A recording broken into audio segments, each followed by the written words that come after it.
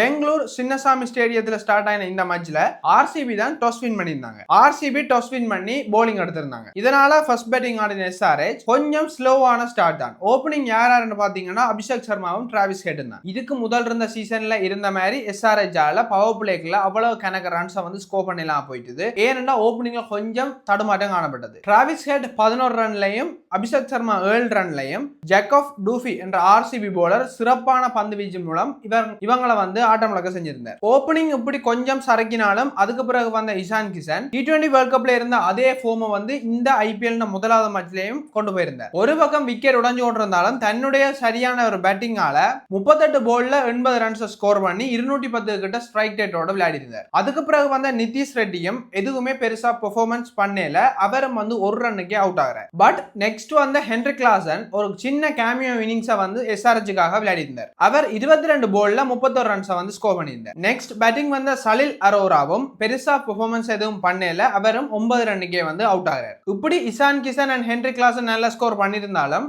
SRH மற்ற batsman வந்து பெருசா பெர்ஃபார்மன்ஸ் பண்ணாததால ஸ்கோர் வந்து பெருசா ஏறவே இல்லை.